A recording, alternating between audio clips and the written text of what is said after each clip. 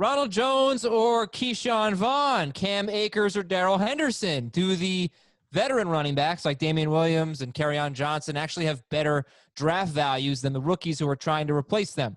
We're going to talk about our top 5 backfield battles entering 2020. Not going to talk about the Colts today. They'd probably be on the list, but we spent a lot of time talking about them. I'm Adam Azer. Welcome to the show. What's up, Jamey Eisenberg? What's up, buddy? How you doing? Doing great. What's up, Heath? How are you? Today, we're also going to teach you about the see results option on Twitter polls and why you should use it. I look forward to hearing about that. And it's the second episode of the week. That means Ben Gretsch is here. We're super excited. Ben. Roll out the red carpet for the second episode. All right, see results. What is that all about? When you're only doing polls with 2 options or 3 options, always make another option for see results, because there's a percentage of the population. Now, on some polls, it'll only be 1 or 2%. On some polls, it might be up to 10 to 15% of people who want to see the results of that poll, but either don't know the answer or aren't sure about the answer. And so they will just pick something randomly so that they can see the results. But if they have the choice to click see results, they'll do that. And then the results you actually get will be more accurate. You think so? Why wouldn't they just, answer with their heart and their gut and pick what they think? Because they don't know. They're just guessing. They're just throwing something up there. They're all just guessing. No. See results. Every time I do a poll that has see results on it, I get someone commenting, man, I wish everyone would put see results on the polls. Yeah, but that's like one person says that. Every time I do a poll, I do polls all the time. Same person every time. It's not the same person. On Twitter. Once again, just take this advice and just go implement it and make your life better. Other than the Chiefs, since Clyde Edwards-Helaire will be the first drafted in these backfield battles, which backfield, and it could be one that's not on the list today. Today we're talking about Kansas City in no particular order. This will be the order, actually. The Rams, the Bucs, the Lions, and the Bills. Any backfield, though, that you think is the most interesting and could have the biggest, fantasy impact? I'll start with Ben. What if it's not the Chiefs? Who is it? You asked like 3 different questions.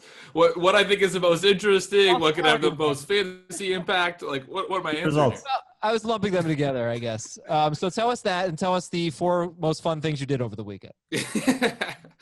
I went and visited my parents' house. Went on a boat. No. I think the Colts are one of the ones that definitely will have the biggest fantasy impact. I think that's a really good offensive line, and I think with Rivers coming there and how high he throws to the backs, that will be an important one for fantasy players. There's obviously 3 options there, but somebody's going to be good in that backfield. The ones that I want to figure out the most, Dolphins, I think are a little bit interesting. 49ers are obviously going to be a good rushing attack. Whether, it's Mostert or Tevin Coleman, I think is a really interesting, and if Jerick McKinnon is healthy, I think is an interesting discussion. I don't know. I mean, you sent this, this topic out, or you and Traeger for top 5 running back backfields that I tried to rank them myself. I came up with 23 that I don't really know for sure what the split's going to be like. There's really only 9 that I feel comfortable with. I think I left you off the email, didn't I? When I was asking everybody for their 5 backfields. Yeah, I didn't see any of those emails. Yeah, very Azer move right there. My bad. I did not. I guess at the time I didn't realize you were going to be on this show. So my bad. I tried to get consensus of which 5 we should talk about. It's not a true top 5 because again, I was trying to mix in some ones we don't talk about quite as much. So, all right, let's get to that, and let's start with Kansas City. So here's the Twitter poll I did. Let's get that going there. Okay, who do you prefer at their current ADP? I used NFC average draft position for this. Clyde Edwards-Helaire in round 2 or Damian Williams in round 6? And see results. See results got zero votes. Clyde Edwards-Helaire got 46%. Damian Williams got 54%. So Damian Williams round 6, which is way earlier than he goes in our drafts. I'm thinking round 8. Maybe not. Let's say 8 for him. But still, I put round 6, and he still got more votes than Clyde Edwards-Helaire in round 2. Jamey, I was surprised by that. What do you take away from that? Do you, just before I answer this, with all of your polls, did the later value go first in everyone? Did the later value win in everyone? No. No. No, it was so I did 5 polls, one for each backfield. They were split 2 and 2 for the ones that actually had the values. And then for Tampa Bay, I just said, who do you want, Ronald Jones or Keyshawn Vaughn? So no, it was not the later value, actually. That was a good question. Okay. See where you were going with that. I'm sorry. So what was your question? What do you make of that? The fact that people would rather have, as this small group of people who voted, would rather have Damian Williams in round 6 than Clyde Edwards-Helaire in round 2. I think that's probably fairly accurate. I think there are a group of people, myself included, that are very excited about Edwards-Helaire that would draft him, that would overdraft him, because I do think round 2 is a little bit of an overdraft. And I mean, look, the last time we saw Damian Williams play, I wrote the story. He should have been the Super Bowl MVP, based on the way he performed against the 49ers. So he's coming off a great finish, and value is value. And so if he's still going to remain the starter, as we talked about, with the lack of an offseason for a rookie, it could be the starter and still the touch leader for maybe half the season. So that's good value for, the starting running back for the Chiefs. But I think talent's going to win out. I think Edwards-Helaire was drafted in the first round for a reason, and I think he's going to play more than Damian Williams sooner rather than later. So I would rather take the chance on that upside than wait to see if I get Damian Williams around 6. Heath, break this down for me. How do you see it? I don't think any of us know what the Chiefs' intentions are, other than I expect Damian Williams is going to start week 1. The biggest question may be, can Damian Williams stay healthy for 16 games? Now, he's not going to have like a feature role, even if he does. But I think it really hurts Clyde Edwards-Helaire's chances of justifying a second-round price tag if Damian Williams doesn't suffer any sort of injury. Because I really have a hard time. Like that whole system is so good. If they give Damian Williams 12 to 15 touches in the first 4 weeks of the season, they're probably going to win all those games, and he's probably going to do very well. And so I don't know that Clyde Edwards-Helaire was just going to sit him down in the first month of the season. I did a Twitter poll a couple of weeks ago with all the rookie running backs. Who do you expect to lead the team in touches the first 4 weeks of the season? And Edwards-Helaire was the closest at 48% of the people expected him to lead the Chiefs in touches, but none of the rookies were at 50%. And if you're not going to be the best running back on your own team the first month of the season, it's difficult. It's not impossible, but it's difficult to earn a second-round price tag. Okay, Ben, I'll give you a word here. Then we'll talk about some other aspects of this. How do you see this backfield looking? And I don't really have a strong opinion. I know that obviously there's going to be a ton of value in this backfield, and one of these guys is going to be, even if they split it, I think they'll both be very productive. It's, I look at running back situations a lot of times from the team level. I look at how many potential receptions and high value touches there will be in an offense, and we know that both of these guys, if they're playing enough, will catch passes and they'll score touchdowns. I mean, Damian Williams has scored a ton of touchdowns, even while playing pretty much limited snaps throughout most of his time with the Chiefs. So he's a guy that can be very good, obviously. And then I understand Jamey's, excitement for Edwards-Helaire, because if he's playing a bunch, this is a situation where Edwards-Helaire could be an absolute star. I did have a couple of numbers. I did a poll on this today, and I don't think the results are right. I think the people are wrong, but I'll ask you guys, because the Chiefs running backs last year combined averaged 26.7 touches per game. If you just look at the leading rusher in each game or the leading touch getter in each game, the lead guy averaged 13.7. So basically the lead guy each week was getting about half of the touches. And I had asked, how many touches are you expecting for Clyde Edwards-Helaire? And 70% of people said 15 or more. I think it's if I was setting an over-under, it would be closer to 13 than 15. Yeah, it's fair. I think it's fair too. To start, and then look, if he's great, then maybe it goes to 15 or 16.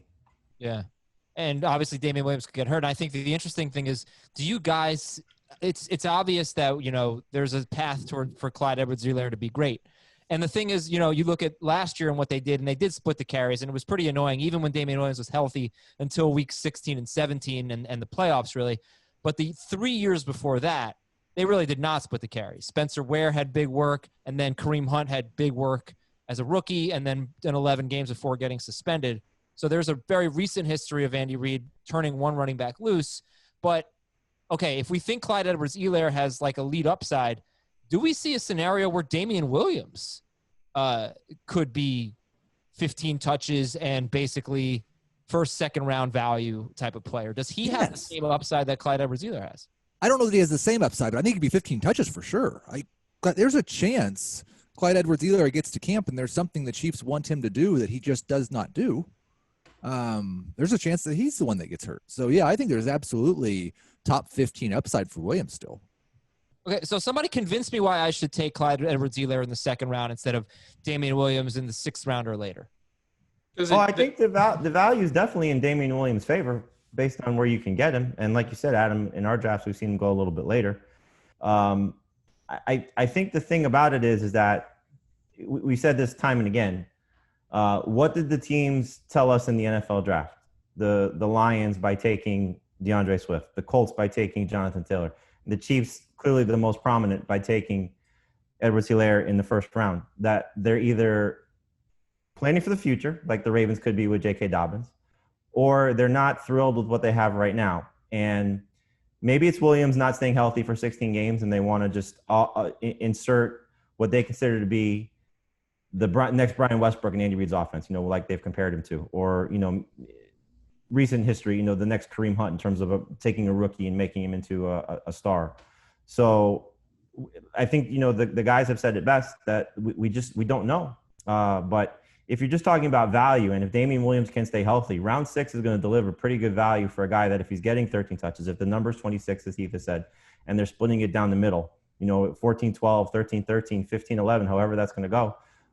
If it's in Damian Williams' favor by any stretch, then he's going to have probably ridiculous season for what those touches are based on what he has shown us. He's not going to have, maybe the same upside like Edwards-Helaire would have if he gets the majority of touches, because I think that, younger and maybe a little bit more explosive at this point. But when Williams has been on the field, replacing Hunt in that 2018 season, at times in 2019, obviously in the playoffs and toward the end of the year, when LaShawn McCoy was put on the inactive list, he was special. Remember? You're not really convincing me. At the beginning You're of not last year. selling me here. You're not selling me on CEH in round 2. I mean, again, it's a matter of what the Chiefs have told us and what Damian Williams' injury track record has been. So okay. I'll buy into both those things if that's my evidence of them not being thrilled with Damian Williams. They made him the first back off the board. They picked him as the only running back in round 1. And we know how valuable the role is. Jamey just noted when Damian Williams came back from injury last year, he played week 16, 17, and then the 3 playoff games. He scored 9 touchdowns in those 5 games. Playing the vast majority of the snaps, LaShawn McCoy was inactive for a lot of that, but he was like a multiple TD guy almost every week down, into the playoffs. It wasn't during fantasy time, so we don't really recall it as vividly as we do probably some of the performances that happen when we're paying more attention to the specific stats. But yeah, from week 16 through the Super Bowl, this dude scored 9 touchdowns in 5 games. He scored an incredible amount in like 2018. This role has so much value, and the Chiefs just went and drafted a running back in the first round and made him the first running back off the board. That's what the upside is. I mean, that's pretty clear, I think. Yeah. It's just kind of funny that the argument for Clyde Edwards-Helaire, a lot of it is like, well, look how good Damian Williams was. Yeah. And I get it. Like, it's not a criticism, but we're going to talk about it's look how good Damian Williams was. It's look how good Kareem Hunt was. It's look how good Brian Westbrook was. Look how good LaShawn McCoy was. But we're going to talk about a lot of backfields today, and for maybe 4 of them, you might say, not you guys on the show, but you, the listeners, might say, you know what? I just don't want to deal with them. This is not that situation. We know the potential. This poll and all of your, because Jamey asked, was it just the lower guy that won all the polls? In terms of the value that you put in your Twitter poll, I voted for Damian Williams here, and I voted for the later guy in all 4 polls. Okay. All right, so let's go on. I would have no problem, though, if you're telling me round 2, round 6. I'll take both. Really? Yes. Round 6? Round 6 felt early for Damian. Yeah, Williams. round 6 feels a little early for me on Williams, too, and I voted Clyde Edwards-Helaire on this poll. Okay. Hey, Scott Fishbowl, mock draft tonight on Twitch, Tuesday night, 7 p.m. Eastern. twitch.com/FF today. So we're going to do it with the Scott Fishbowl settings, half PPR, half point for first down, tight end premium, and we're giving away spots in our Twitch Listeners League with 8 Twitch subscribers and 4 of our experts. Tune in to win. And yeah, please subscribe. Go to twitch.com/FF today and follow along, 7 p.m. Eastern. We'll have a lot of fun. You can ask us questions. It's good stuff. Fantasy baseball today. Make sure you're listening to that podcast. We know baseball is back July 23rd. It's draft time, and right now they're doing the position previews. It's Frank Stample with Scott White and Chris Towers. I'm going to be back on after the position previews. They got Friday mailbags. I might be on for those. So, yeah, I'll tell you that I think Carlos Correa is currently the single best value in fantasy baseball, and I want him on all my teams. I can't wait for the season to start. Why didn't we draft him on the team we share together? I don't remember. Oh, we waited on shortstop, which is another thing you can do. You can do that pretty much at any hitter position. All right, let's see what the Rams Twitter poll looked like here. Who do you prefer at their current ADP? Cam Akers in round 5 or Darrell Henderson in round 11? I know Heath voted for Darrell Henderson. Jamey, Akers in round 5 or Henderson in round 11? Cam Akers. Ben? I took Akers as well. Heath, you're on Henderson Island. I'm on Henderson Island, and I'm not sure that I really love I'm not saying that I think Henderson's going to win the job. I've definitely projected Akers for more touches. I think it's most likely that he leads the team in running back touches. I just don't really love this situation. I don't think the offensive line is very good. They have talked, their offensive coordinator, Les Need's talked about all 3 backs and Malcolm Brown's success percentage in short yardage and what Darrell Henderson can do in the passing game. And I don't want to spend a 5th-round pick on Cam Akers if he's not really the short yardage guy or the pass catching guy, because Ben Gretsch told me that that's a trap back. He told me that too, actually. Ben, but you still voted. This guy doesn't know what he's talking about. I don't know what he's telling you guys. By the way, Cam Akers currently leading the poll 52% to 48%. So very close, but Cam Akers in round 5, 52%. Darrell Henderson around 11, 48%. Ben, why would you take Cam Akers 6 rounds earlier? I like Henderson around 11 too. I just think Akers has the potential, league winning upside, and round 5 isn't such a crazy price to pay. And especially when you look at the other backs that go in round 5, there's just not a lot appealing in that range. So I do find myself, looking at Akers in that range. But I don't disagree with what he said. And I also, I was big on Darrell Henderson in some dynasty startups. I took him in both of the startups I did pre-NFL draft. I mean, I was excited for him this offseason until they drafted Akers. So I can see the argument for Henderson still having a shot as well. Okay, Jamey. This backfield feels like the most wide open in the NFL, especially given what the upside is. I mean, I think Todd Gurley is a special running back, but sometimes, it's the system, as we just got finished talking about with Andy Reid and the Chiefs and the Eagles, what he's done with guys that he's coached. And we're gonna find out if this was a byproduct of Gurley being that good, or is Sean McVay's system that good? Because with a bad offensive line and Gurley on less than 100% health, I'm gonna assume, he still scored 14 touchdowns. He didn't run very well, but they gave Gurley the opportunity to score those 14 touchdowns. And he said it could be Malcolm Brown, it could be Darrell Henderson, it could be Cam Akers, and it doesn't necessarily have to be 14 touchdowns, but if he's getting 8+, then round 5, on top of what he does, hopefully with his total yards and, catches, he's coming off a 30-catch season in 2019 at Florida State. So I just think that, again, the Rams told us that they spent more on Akers in the draft this year than they spent on Henderson the previous year. Henderson couldn't stay healthy. I know they said he's getting over the ankle injury that plagued him last year, but the fact that he's still not at 100%, or at least that was the story that came out in May or early June, I forget when it was, that's a little discouraging. So is it going to be all 3 guys? I don't know. I just think that Akers has the chance to be the best of that trio. He was one of my favorite backs going into the NFL draft. I think it's a good destination for him to be with the Rams, and he's played behind a bad offensive line in Florida State now. So playing behind a bad offensive line in the NFL might not be the worst thing for him. And Todd Gurley Just so many touchdowns, double-digit touchdowns in 4 of his 5 seasons with the Rams. It's 54 total touchdowns in 3 seasons under McVay. Yeah, it's crazy. 42 rushing and 12 receiving touchdowns for Gurley. So that's pretty good. And why didn't you put Malcolm Brown in this poll? Malcolm Brown, round 20. Nobody wants him. Is there a pass? I agree with Heath. I think he might be the best value of the 3. He could lead them. I was gonna go with either Malcolm Brown or see results, and I couldn't decide what I wanted to do, so I just left them both. You had 4 options. You could have done both, and then it would have been an actually good poll. I will just say, like, if you had to wager a large amount of money on who is going to lead the Rams in carries week 1, I think that Malcolm Brown would be the right bet. Who are they playing? I don't know. Find out. They're playing like a team they're going to blow out. I'll take Cam Akers. Garbage time. One last thing I want to say on Akers, though. Going into the draft, everyone thought the top backs were pretty clearly, and Clyde Edwards-Helaire wasn't even necessarily thought to be that high, but Jonathan Taylor, DeAndre Swift, and J.K. Dobbins, they still took Akers ahead of Dobbins, which I think if you think, what if the Rams would have taken Dobbins? What would we think right now? I think I'd like him a lot better. Yeah, I think people would. But if the Rams liked Akers that much, that tells you something because they're the ones that are going to decide who they're going to give touches to and snaps. That's true.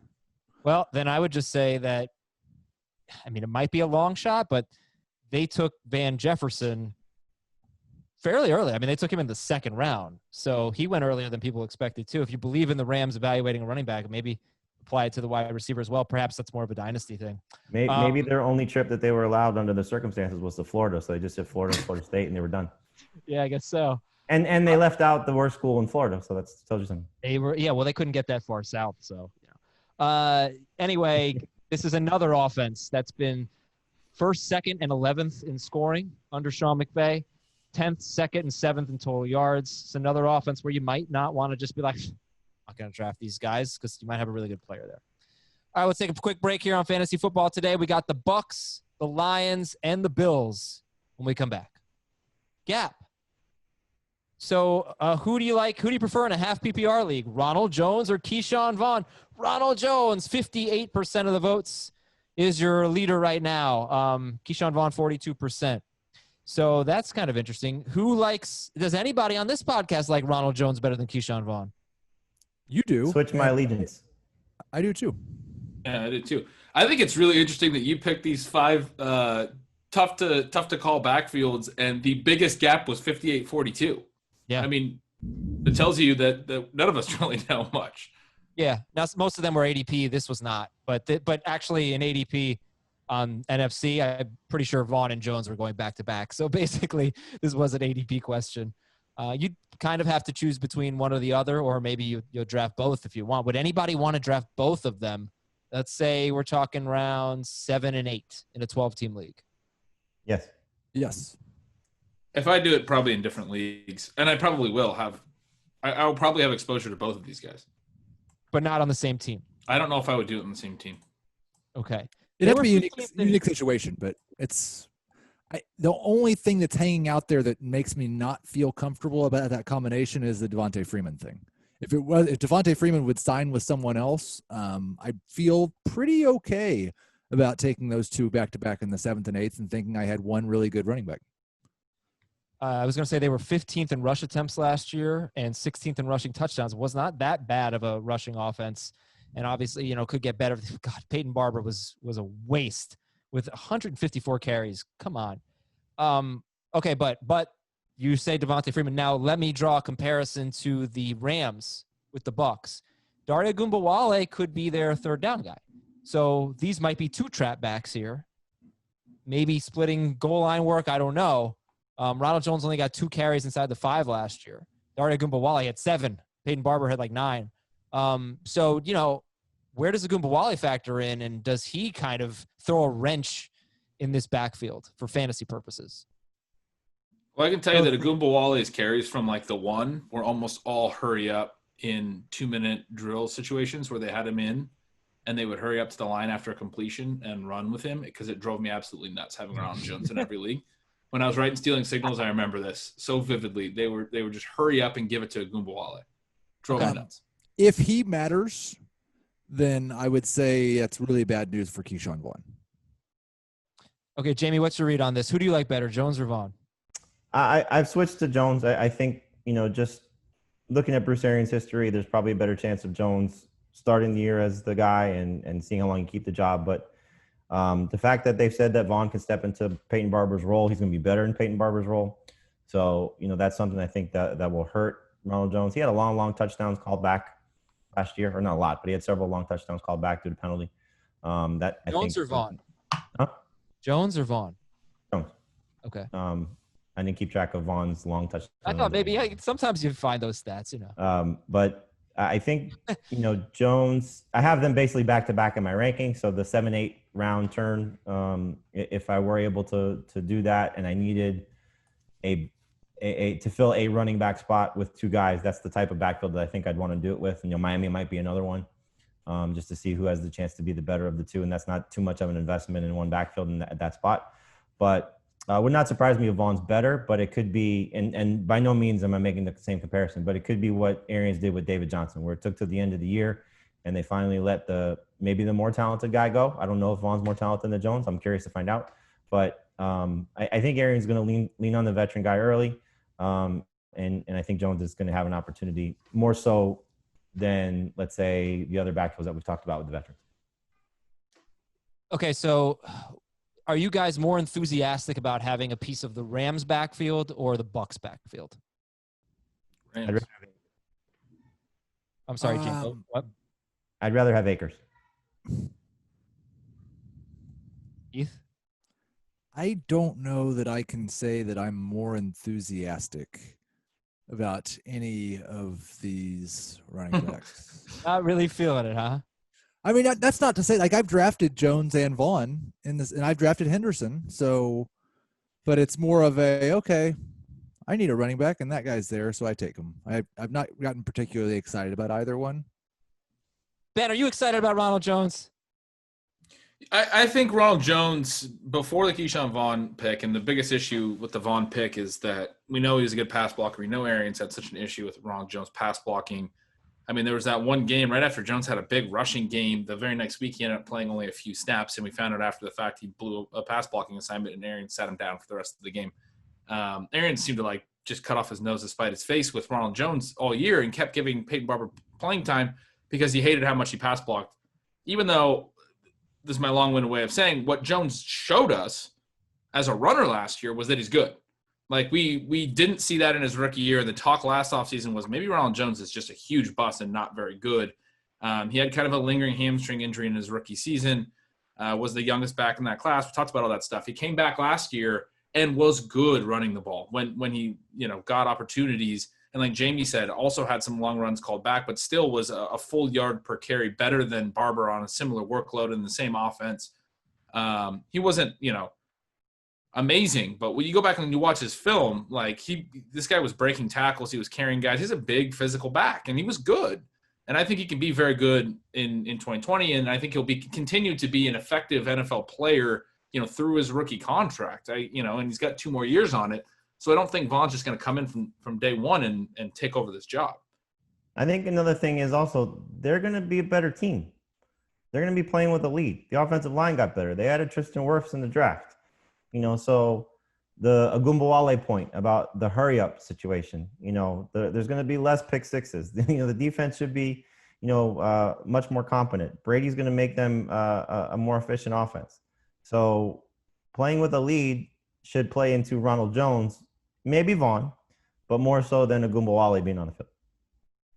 Let's go to the Detroit Lions, who have not had a 1,000-yard rusher since Reggie Bush in 2013. They have not had a 700-yard rusher in 5 straight seasons. Oof. Yikes. Yeah, this is – and they lost 2 of their best offensive linemen. This might be a stay away. I'm not sure. So let's go to the Twitter poll here. Who do you prefer at their current ADP? DeAndre Swift in round 5 or Kerryon Johnson in round 9? Kerryon Johnson in round 9 has 56% of the vote, and DeAndre Swift has 44%. Who likes Jamey? I'll start with you. Who do you like better in this Detroit backfield? DeAndre Swift in the 5th or Kerryon Johnson in the 9th? I like Swift better, but I would rather have Kerryon Johnson here. You like a value better? Yes. Okay. Ben? Same. I like Kerryon Johnson's value a lot more. And I guess I don't even know if I like Swift more. I mean, I like Swift as a prospect, but I'm not ready to give up on Kerryon Johnson. He was really good when he was healthy. He's not been able to stay healthy, but now he's going to be in a part-time role. I don't think he's bad. Heath? Yeah, I like Johnson better at this value. I do have Swift just like one. I think I have him back to back. I do think Johnson's more likely to be the pass catching guy at the beginning of the year than Swift is. I hope that he can stay healthy finally. But the point I would make about, like, I know we don't want to just talk about the Colts again, but one of the reasons we talk about the Colts and the Chiefs all the time is that if one guy wins one of those two battles, they might be a top 10 running back. Kerryon Johnson could get hurt tomorrow, and I'm not sure the Lions are going to produce a top 15 running back. Well, it's interesting because we kind of ranked him that way last year, right? I mean, we loved Kerryon Johnson going in the third round. I feel like he was, and I hate to say this, but as a podcast, I feel like he was like a consensus. We love that pick. Third round, take Kerryon Johnson. Obviously, we were wrong. What's changed? Like you said, they had a much better offensive line going into last year, and Kerryon Johnson had looked very good in his first year as a runner. Like, there were reasons for it. Oh, yeah. Now that offensive line's not. Yeah. Yeah. I think it's a good question about what's changed too, though, because I don't know how much has changed. He started last year, the first couple of games, and C.J. Anderson was cutting into him a little bit, and then they got rid of C.J. Anderson. They turned over something like 75%, 77% of the snaps to Johnson for a couple of weeks, and then he got hurt. And he was good for a couple of weeks. He wound up like not having a great yards per carry for the very short season that he had, but he was like solid for a couple of weeks in there until I'm pulling up his game log. So he wasn't stunk. He really had one good game against the Chiefs. He didn't do anything with the opportunities. He scored some touchdowns, but I think we were just like, wow, Kerryon Johnson's just not doing well. Yeah, maybe that's true. Right? He just wasn't, and he wasn't that involved in the passing game. But this dude is still only 22. Actually, I guess he turns 23 tomorrow, but this was another really young player. Second-round pick a couple years ago. DeAndre Swift's a second-round pick now. Yes, I care that they just drafted DeAndre Swift this year, knowing what they have in Kerryon Johnson, and that makes me like DeAndre Swift more. But, again, Matt Patricia comes from the Bill Belichick line. He might be wanting multiple backs, and both these guys have very similar draft capital invested in them, and this is another player that has 2 more years on his rookie contract, which matters to me, and similar to Ronald Jones, and dissimilar from guys like Marlon Mack, who's, like, on his way out in Indianapolis. So, I still think Kerryon Johnson's a decent value in the 9th round, especially if you're in like a 0 RB format. I think he's going to get touches and play, and this is going to be kind of an even split. Jamey, should Kerryon Johnson be going 3 rounds or maybe 2.5 rounds later than Damian Williams? I feel like in our drafts they go pretty similarly. No, they should be closer, but this is just one backfield. I don't think I've drafted either guy very often. And I think maybe Ben and I are a little bit similar in how we target the rookie running backs. For me with Edwards-Helaire, with him, with Taylor, but I think we're both pretty aggressive in how we draft these guys. I don't know about you, Ben, but I don't think I've taken DeAndre Swift at all, especially if he's going around 5. Like if I see Swift and Akers there, I always lean Akers, just because I think there's a better offense, and even though Swift was a better prospect, so if the choice is Kerryon Johnson. In the range that he's going, yes, he should be closer to Damian Williams because it is a similar setup, but it's not the same offense, and there's not as much of a ceiling.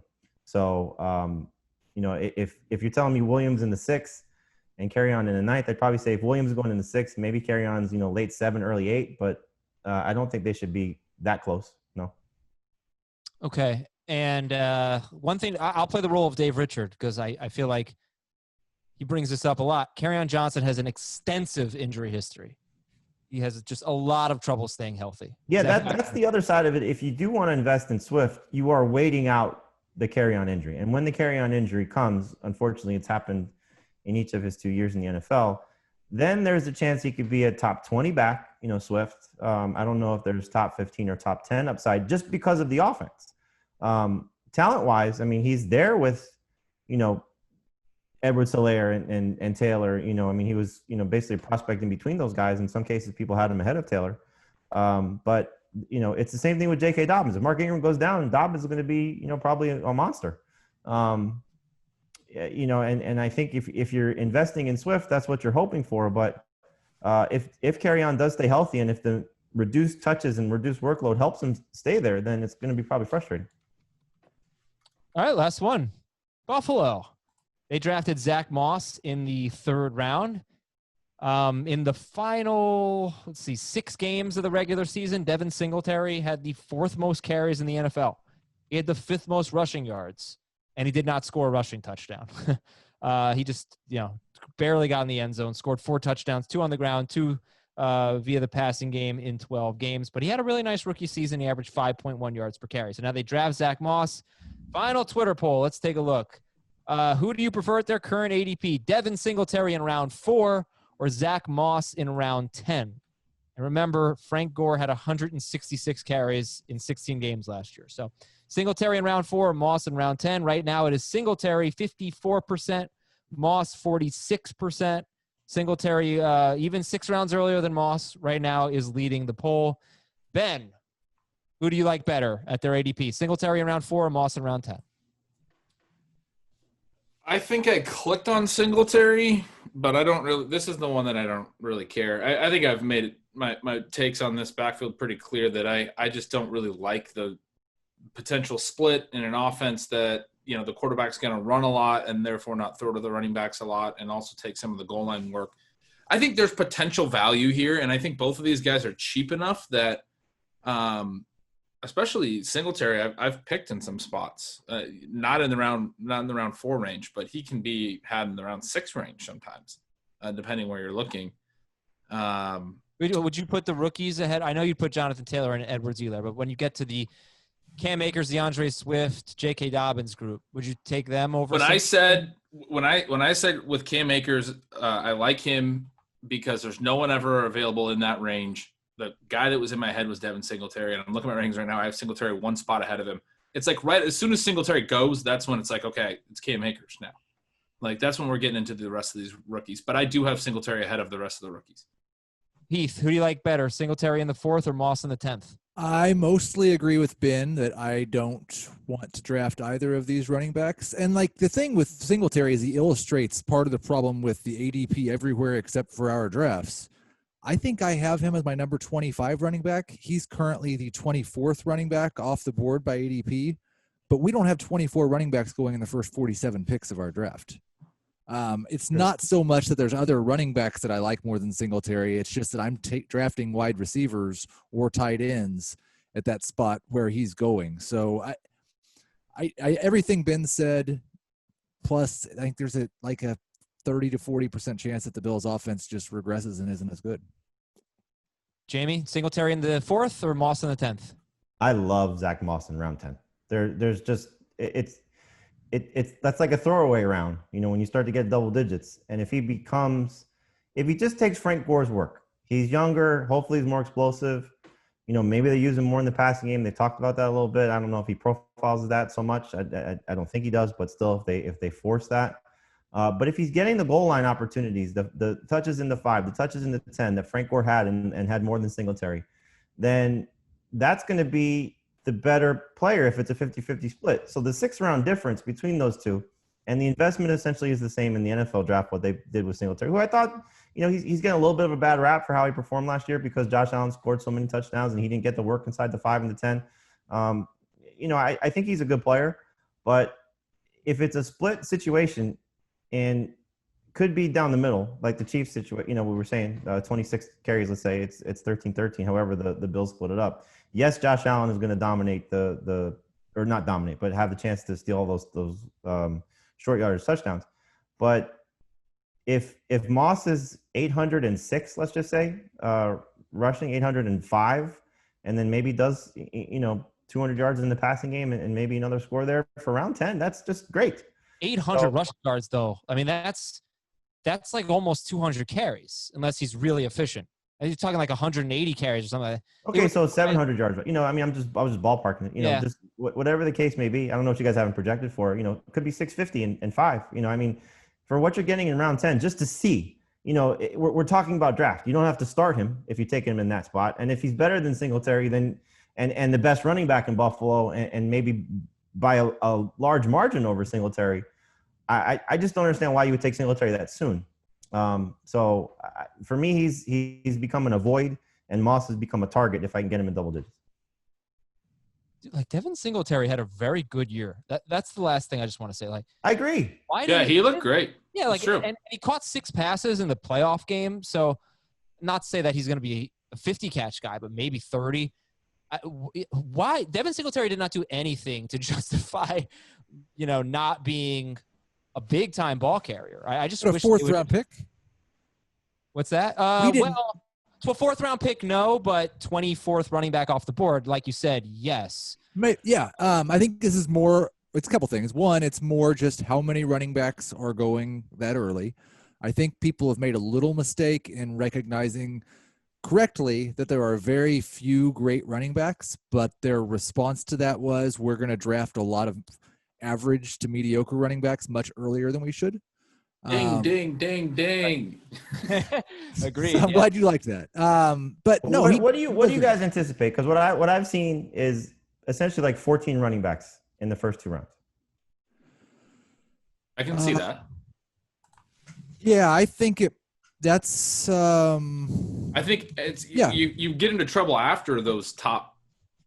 I don't know if it's all the way down to 14, but at least top 12. Or 13, okay, 14. I'm looking at my list now, or so. But then you get into trouble, and I think was Heath's point as well. Like, then everyone just keeps drafting running backs, and like I believe that draft should pivot hard at that point, and you should start drafting all these receivers that end up going in the 4th and the 5th and the 6th because Leonard Fournette has already gone off the board instead of a legitimately good receiver. In some drafts, whoever that may be, Cooper Kupp or Robert Woods or somebody, those guys should go ahead of Leonard Fournette every single draft, but they don't. Right. Who do you guys like better late round, Darryl Henderson or Zack Moss? I think format matters. I think Henderson may have a little bit more upside in PPR. I'll take Henderson. Yeah. I would take Moss because I just think he could be the best guy in Buffalo. I have Moss over Henderson, but I wanted to say Henderson. That's a good question. And what I was going to say about Singletary, it took me a while to get there, was that I feel like he has earned the opportunity with Buffalo. I don't know. The 3rd round pick in Moss isn't a huge investment either. So but I'm interested. Are you saying that as if he's not going to be the guy to start the season?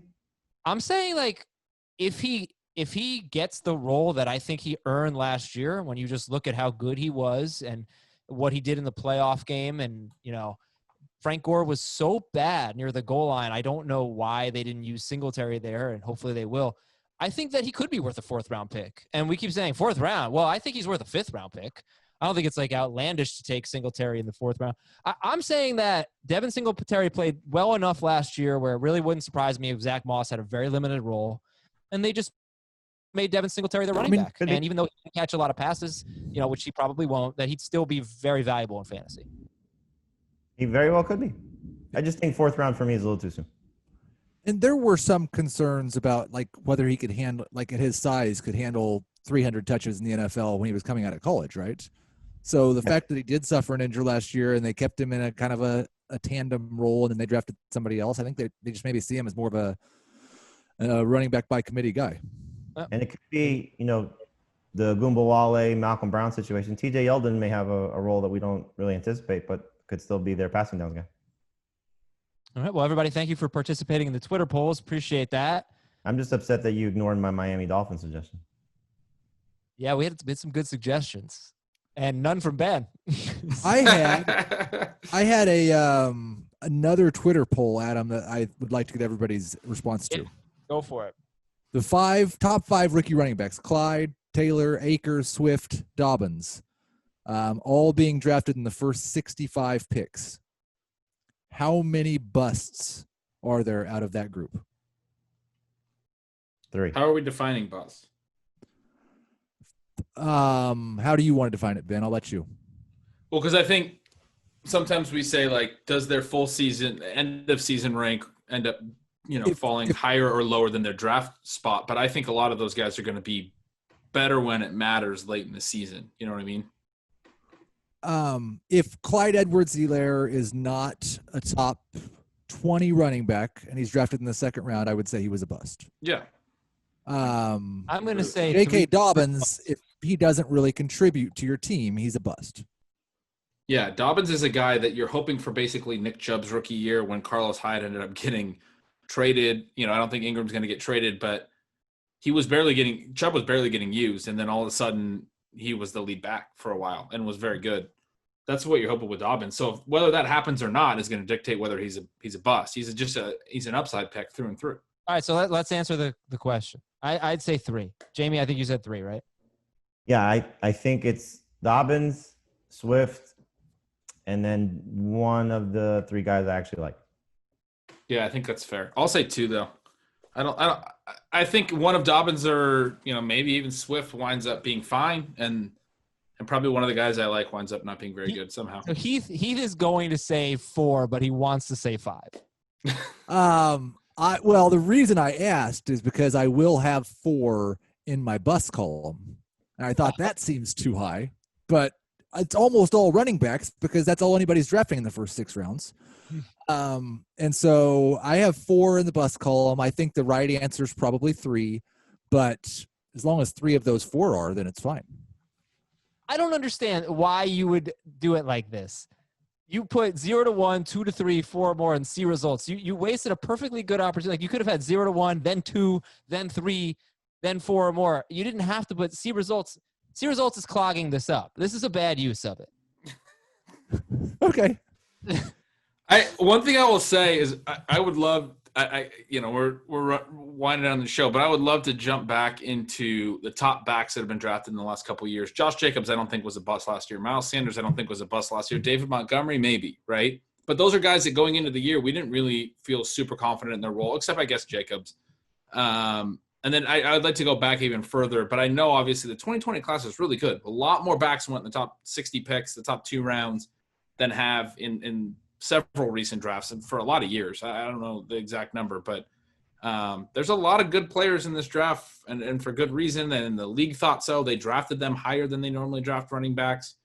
So it would be interesting to go back and look. Nick Chubb was fine his rookie year. I'm looking back the year before. Rashad Penny and Sony Michel sucked. I can tell you, I have all this, we get good running backs every year.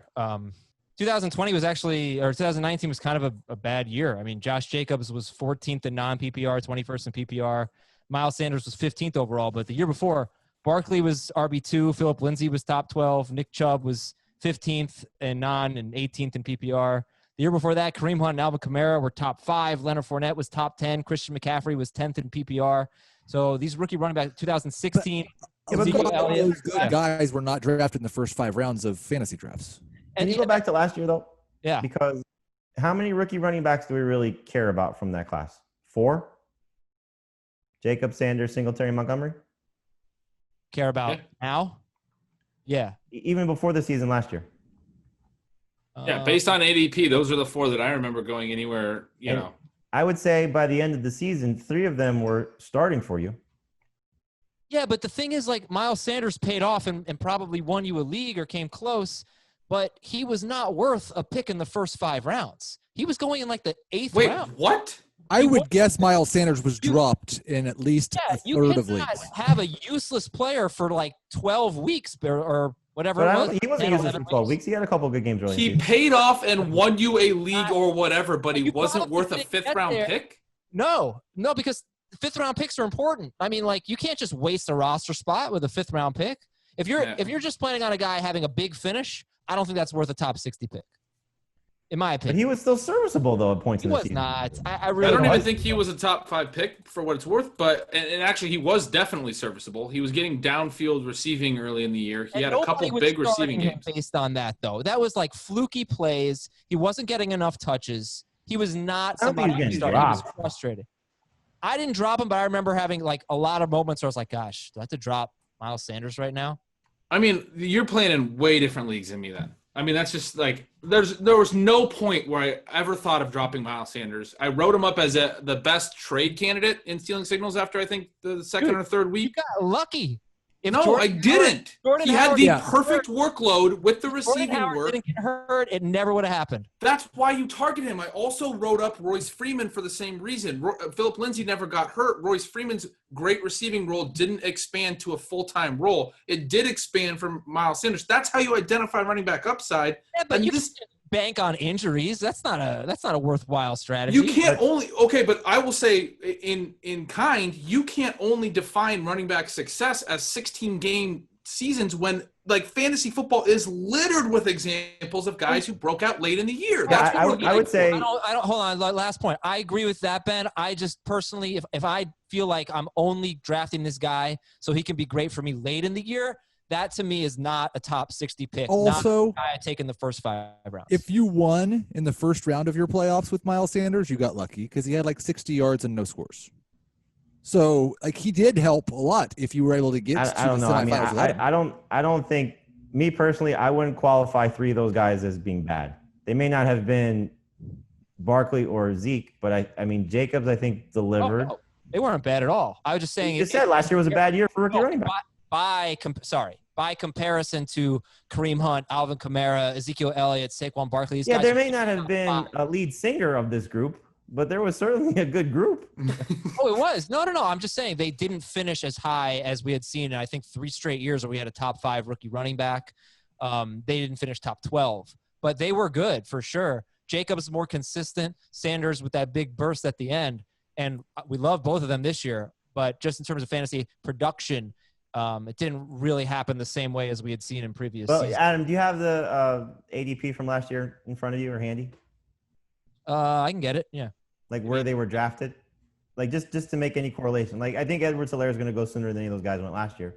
Maybe Jacobs crept into the back end of the second round. Oh, no. I would almost guarantee that you're right, that it's going to be going to be earlier. These guys are being drafted earlier than those guys were, I think. Yes, I agree with that too. And I'm if these guys look something up and talk, sorry. But the year before that, you definitely had Fournette and McCaffrey going in the Edwards-Helaire range, I think, or maybe not McCaffrey quite. And then definitely the year before that are we getting back to Zeke or Saquon and Zeke's years? They were first round picks, and they were successful first round picks. Okay, so let's take a look at 2019 half PPR ADPs according to Fantasy Football Calculator. Josh Jacobs. Okay, I'm still on 2020, so we're going to toggle over to 2019. All right, Josh Jacobs checks in at 32nd overall, round 3. Miles Sanders, round 5, which surprises me. I thought he was more like a round 7 pick. I think he was in our drafts. Montgomery, round 3. Wow, he was ahead of Jacobs, according to this. I don't remember that being the case. And then Singletary. He was like a 9th rounder or something. Round 7. Well, last pick of round 7. I just think Montgomery's the only bust of that group. Yeah, he's the only one I would call a bust. And he was still a 250 carry back. He just wasn't very good. Yeah. Okay, but what's unique, and let's go through the situations here. Montgomery, did he really have to fight anybody off? No. Mike Davis. Singletary should have beaten Frank Gore. Singletary had bad competition. I thought Miles Sanders had bad competition. Jordan Howard's not bad. He's fine. And who was the other? Josh Jacobs had no competition. That's what's so interesting about this year. We kind of knew it going in. There weren't that many landing spots. I think I remember, Jamey, you saying that the Dolphins were the one spot where somebody could get drafted. Tampa Bay, I thought too. Okay. There's better. I feel like there's better competition for the rookies this year than there was last year. And they didn't get OTAs or rookie camp. True. Guys, Yeah, read some emails. That's true and fair and all well and good. I agree with that. But that doesn't – you can go back further. I just want to bring up – you didn't mention Dalvin Cook. He started as the lead back the same offseason. They had brought in Latavius Murray. There was uncertainty there. He was a second-round pick. Alvin Kamara is a guy who was a third-round pick and joined in a backfield that had Ingram and Adrian Peterson. The cream rises to the top in some of these backfields. When you look further back, those guys just were better players. I think Jonathan Taylor, I've said this, is just going to be so much better than Marlon Mack that it's going to be evident, and he's going to earn more work because of it. And I don't think I think there's enough evidence in recent history that rookie running backs can do that in year one. I'm curious. I know we talk about the rookies coming in and knowing things because of the lack of an off season. I wonder how many veteran guys are going to come in out of shape. Yeah, very possible. Yeah, I mean, I could give you the history of the last 5 years of running backs and the work they've gotten based on the round they were drafted in. I don't think it's that interesting, but say the words and I'm happy to. All right, here we go. Over the last 5 seasons, round 2 running backs, TJ Yeldon and Dalvin Cook were the only round 2 running backs who got big work right out of the gate. Joe Mixon had to wait until week 3. Round 3 running backs. 16 running backs have been drafted in round 3 in the last 5 years, obviously not including 2020. David Johnson, Alvin Kamara, and Kareem Hunt were top 8 as rookies. They were the only ones who were top 20. But 2 of those 3, though they were top 8 as rookies, 2 of those 3 you could have gotten for pennies on the dollar a month into the season. Who, Kamara and Hunt? Oh, no, Johnson. Yes, Johnson and Kamara, yep. And Hunt benefited from Spencer Ware tearing his ACL in the preseason. So I actually was a little discouraged by what rookie running backs had done, at least in terms of getting work out of the gate. Non-first rounders. Non-first rounders. First rounders have like a green light. Of course, we haven't seen somebody drafted with the last pick of the first round, but yeah, green first rounders usually. I gotta disagree with that pennies on the dollar comment. Again, I don't know what leagues we're talking about. There's certainly leagues where you can make those types of trades, but like I remember the year that Nick Chubb broke out, and I remember people being like, "How was he not dropped yet?" Nick Chubb was like a 7th or an 8th round pick that year and he wasn't getting a lot of work until Carlos Hyde was traded.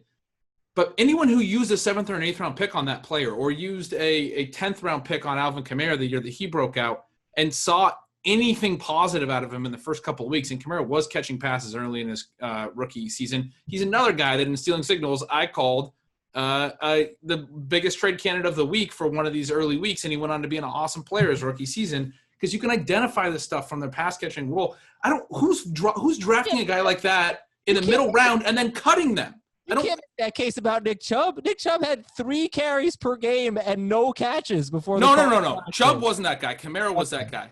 But Chubb was the example. I remember people saying that. I distinctly remember, like, how did no one drop this guy? And my point was he had a single-digit round ADP. People drafting him were drafting him for the possibility that Carlos Hyde either got hurt or got moved because they saw late season upside. They weren't cutting him a month into the season because he wasn't getting touches. His value didn't suddenly disappear. The only reason people may have been cutting him, and I agree with you 100%, Ben, is you have a 5-man bench and you suffered injuries at receiver or quarterback, and you're just completely stuck, and the guy's not doing anything, and you're making a panic move instead of maybe trying to trade him, or you may not have trades. There are a number of circumstances, but you shouldn't give up on players that have good college backgrounds and good prospect potential. Or you shouldn't draft them if you're not going to sit them out, right? But like my point is, I don't think their draft or their trade value sinks because they're not being used early. The people drafting these people, I would hope. When you look at ownership, you will see that in a third of our leagues on our website, these players are going to get. So I know, like in our leagues, you're right. And when you're playing with sharp players, these things don't happen. But 95% of the leagues in the universe are not like our leagues. Yeah, but also like I love you, Ben, but I don't really agree with the premise of just holding a guy and waiting for injury, or drafting a guy waiting for injury. You could really get burned by the injury not happening, or the injury being 2 games and not a season ender, So I think that Nick Chubb was a completely useless player for 6 weeks, and anyone who dropped him would have been completely justified. Well, then you shouldn't have drafted him because that team still had Carlos Hyde and Duke Johnson. It was clear. You didn't know he was going to get 3 carries. You probably thought he was going to get more than that. And if I take Keyshawn, I think the game Vaughn, he had against the Raiders was like 3 for 100 something and touchdowns. Yeah, 1 big game, 305 yards and 2 touchdowns. But let's say this is Keyshawn Vaughn territory, right? If you draft Keyshawn Vaughn and he has 3 carries per game and no catches in the first 6 weeks, drop him. Like, you have to. Fine.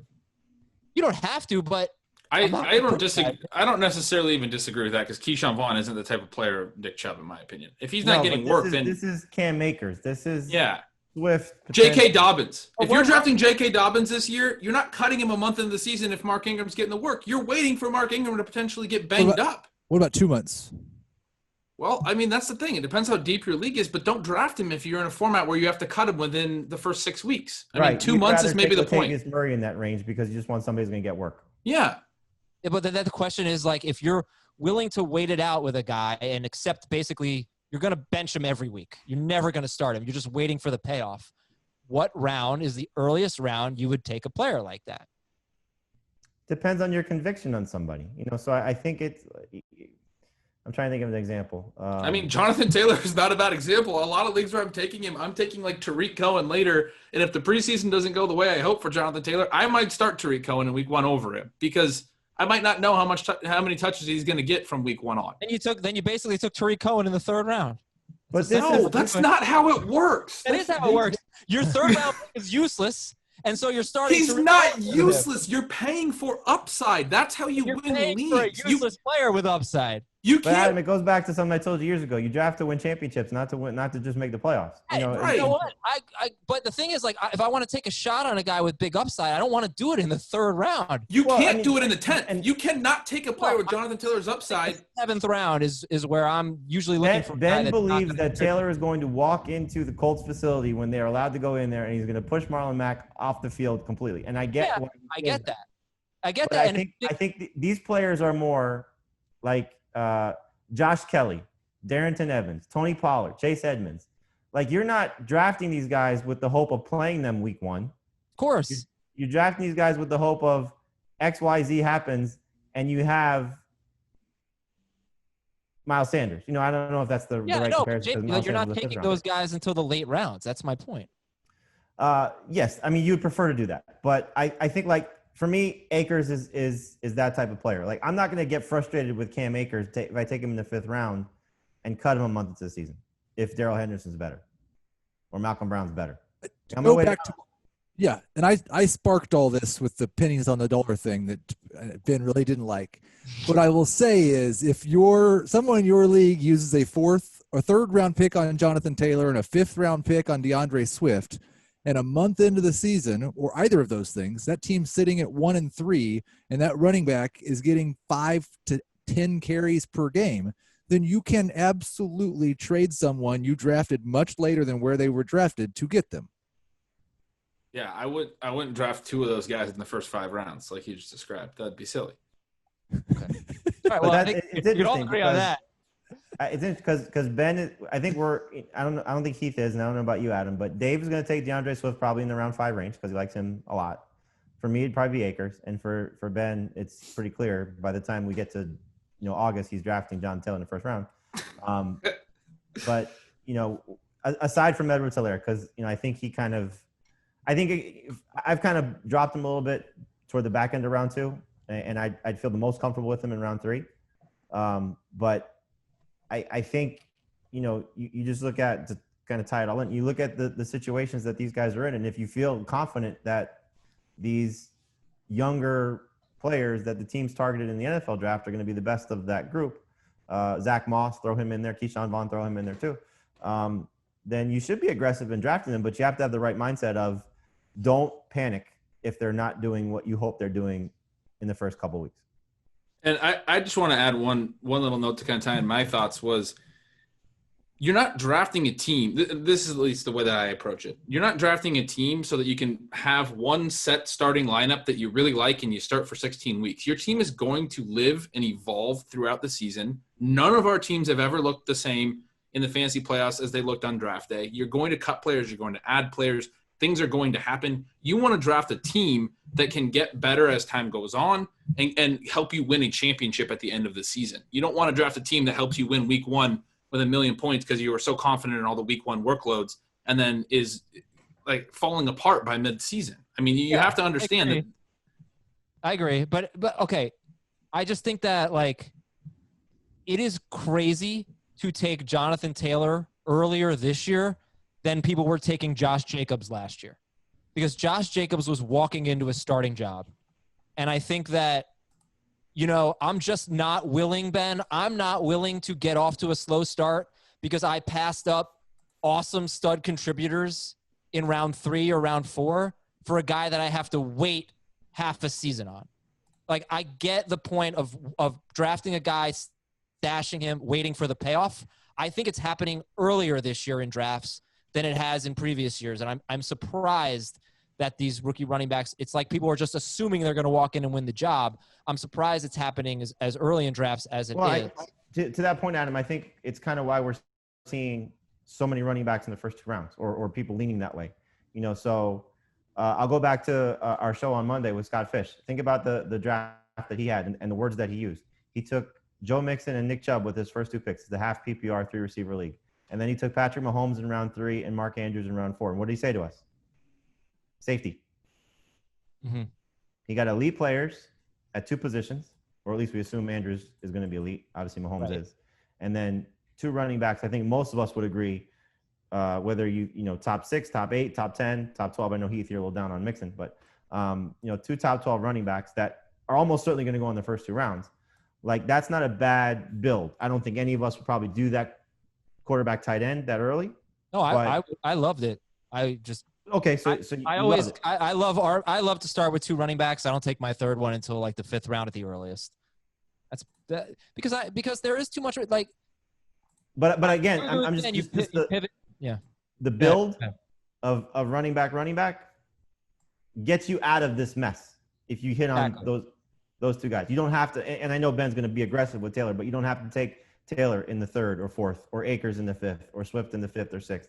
It gets you out of that if you don't want to. Or now you have the security of, like Ben was saying, your team at the start of the year is not going to be your team at the end of the year. But if you have one of these guys you can just kind of wait on without having to play them and not have to worry about Tariq Cohen, you have those 2 guys. You don't have to put, no offense, Tariq, but you don't have to put in, that 3rd or 4th running back that you're taking that you don't love, but you're forced to play because the high upside player isn't doing what you hope to do. This is a brilliant idea. I don't think anybody's like put a name on it yet, Jamey, but this taking 2 running backs early and then no more until like the 7th or 8th round. I think you could call that area like in the 3rd, 4th, 5th, 6th round, something like a running back dead zone. I love it. I'm going to call that's the new Acer strategy. Just avoid the running backs. Okay. All right, guys, let's wrap it up here. Thank you. That was a fun discussion. We'll read your emails on Wednesday's show, I promise. fantasyfootball@cbsi.com. Don't forget about Twitch tonight, Tuesday night, 7 p.m. Eastern, twitch.com/FF today. Become a subscriber, get a chance to join a league play with us. And you don't have to subscribe. You can watch on Twitch for free as well, and you can ask us questions during our stream, 7 p.m. Eastern. For Ben, for Jamey, for Heath, I'm Adam. We'll talk to you on Wednesday's show. Want more of the Fantasy Football Today podcast and nonstop year-round fantasy advice? It's simple. Hit the subscribe button and hang with us all throughout the year.